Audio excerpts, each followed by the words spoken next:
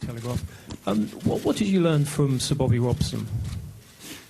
I mean, Henry, I had experiences with Bobby that for sure I wouldn't have with any other manager. I mean, Bobby was an open-minded person and gave me access to information at a very young age.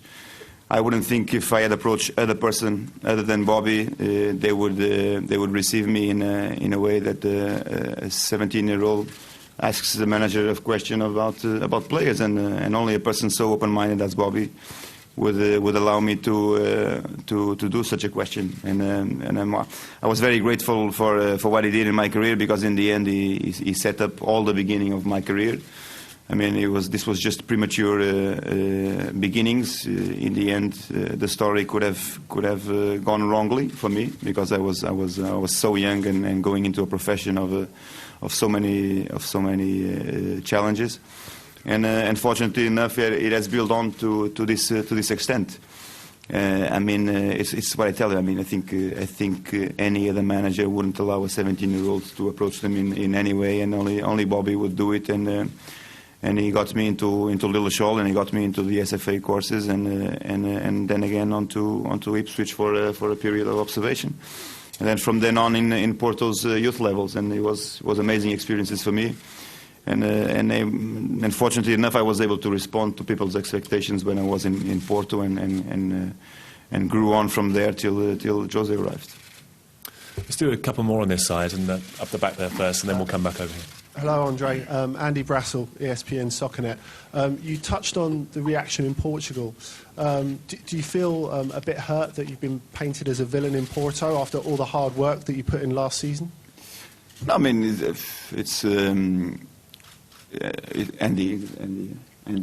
It's in the end, there was a lot of commitment from my words that increased that kind of unfaithfulness of my move into the fans. I mean, the only thing that I have to say to you is that those were genuine words, because it's my hometown, my hometown, and it's my club. I felt very, very good in Porto. I mean, and I had to consider the option of moving, bearing in mind the impact that it would have in the city. I mean, for Porto in the beginning it will raise some questions. People are frustrated. I can understand that their frustration. I mean, there's nothing that I can say that will take them from that kind of frustration. I mean, but they just must live on the comfort that Porto is a very, very successful club, and it will continue winning with me or without me or with any other manager. And Vitor stayed in Porto to manage them, and for sure he'll be successful in the same way. I mean, and to the same extent, because he was part of our technical staff, and he is a very competent person, and he will deliver for sure. So I mean, there's nothing that I can say and go on from here that will ease the fans on what they feel, and betray the sense that they have amongst them. But I mean, it was just a challenge that I had to take, and I wanted to challenge myself to take this opportunity. Danny. Andre, Danny Fulbrook from the Daily Star. The previous manager, Carlo Ancelotti, won titles in Italy in the Champions League. He came here and won the double in his first season, yet he was sacked after 2 years. What makes you think that you're not going to end up in the same fate? And also, is it a gamble because of that? I mean, it's what you expect from this club is to be successful straight away, and I hope to be successful. I mean, our compromise is the same compromise with any top club: is to win straight away, to win on a weekly basis, and that's the challenge that I face. I mean, there's no running away from that. I mean, I would be surprised to be kept on the job if I don't win. I mean, it's as straightforward as that. I mean. And I want to be here to be a winner. I don't want to be here to be unsuccessful. That's the challenge that I promote to myself, and I promote to my technical staff, and I think most of them took this challenge to be successful, not to be here just passing time because the city is good. I mean, that's the question. I mean, that's the answer. I mean, I think we have to base it on the challenge situation. For us to remain in Porto would be good as well. The players are great, the structure is great, the stadium is great. It's our home city. We knew everything that we had won from the year before, and we could face the year or the following year with confidence. But in the end, when you feel extra confident, maybe you make mistakes that you shouldn't do. And I just had this feeling inside me that it was time to make the move, and I took it. Okay. Andre, Matt Barlow from the Daily Mail. Can you take us through the narrative, please, of how your move happened when you became aware that Chelsea wanted you, the phone call from Roman, and how it progressed from there? First, the boss doesn't speak on the phone. No, I mean, it all happened. I mean, there was growing interest from all clubs or the top clubs. When we finished the season as we finished last year, it was something that was normal. There was a lot of speculation in and around. You know that the interest would be there.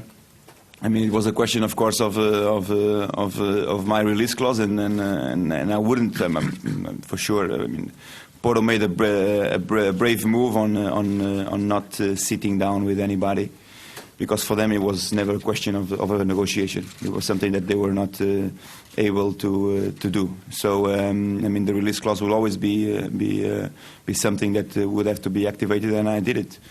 And I mean, fortunately enough, Chelsea came round for me straight away and showed their interest, and I took the job. That's basically the question. I mean, the release clause had to be activated by myself, and I did it.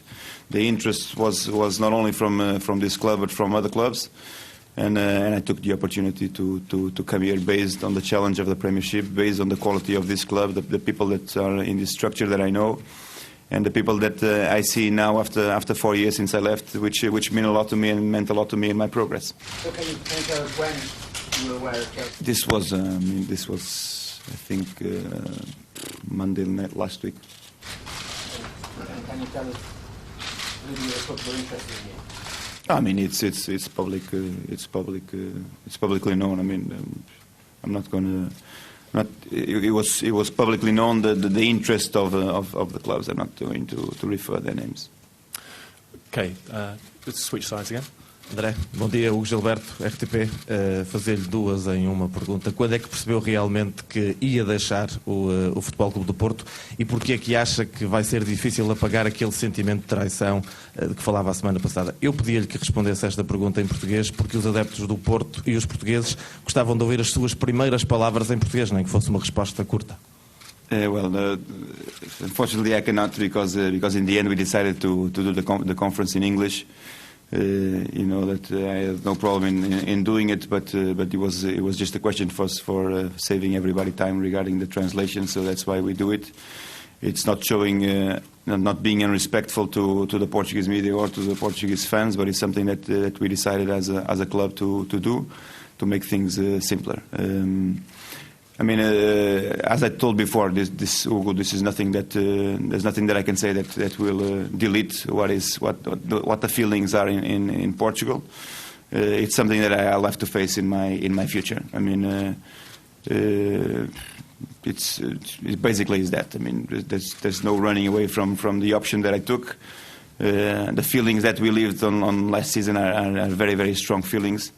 And I mean, it's the kind of empathy that I want to have in Chelsea this season. I mean, we brought on the fans together and the city together with the club, and we were able to be successful. And that's what I want to do in Chelsea, is to get the fans involved and get the organisation involved and get to know people from the organisation and from every single department.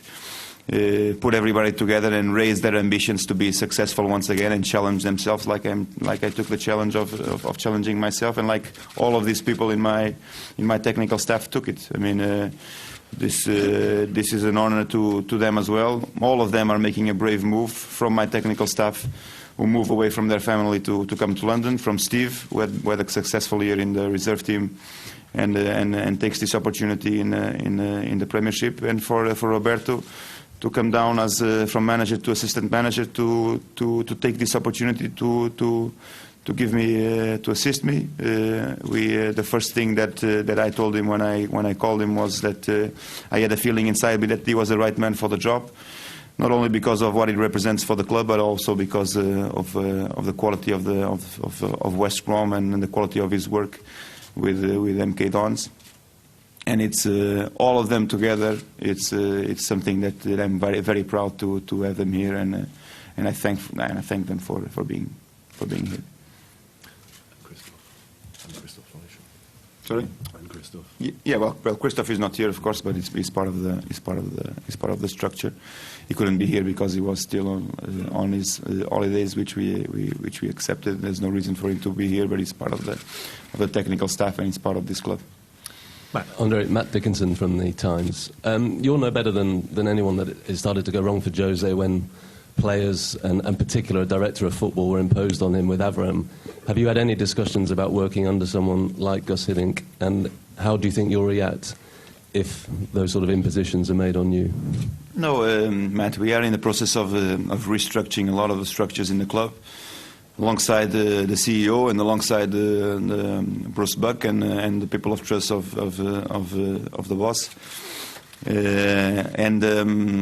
mean, there are of course things that we're still going to outline, and I think from maybe this week or next week onwards, you will have those kind of responses. I mean, I have no problem in working with the director of football, or no problem in working with the technical director. The main thing is not to put somebody there to disrupt the manager. The main thing for us is to build on the future and to put competent people in the right places, and that's what we are trying to do. And we, for sure, in the next week you will get further responses. I mean, we trust a lot the competences that are in and around this club, because we have a successful past of 6 years that shows us that we are on the right track. Players are imposed on you? How do you react? No, I mean, I think there are no players imposed. I mean, with the top quality that you are able to get in this club, I mean, there's adaptations that the manager can do. But in the end, you are able to move in the market for the best players in the world, and that's what we'll do. I mean, if we have the necessity. I mean, the main thing. And bearing in mind, although the fuss of the transfer market is on and will be on till the 31st of August, the main thing is for us to consider and to value what we have at the time in the club, which are top quality players that in the past have won 3 premierships and have won 2 FA Cups or 3 FA Cups and 2 Carling Cups. And players that played 5 Champions League semi-finals and 1 final. So this is the kind of quality that you have. I mean, to go one step further, you are just this far. So let's try.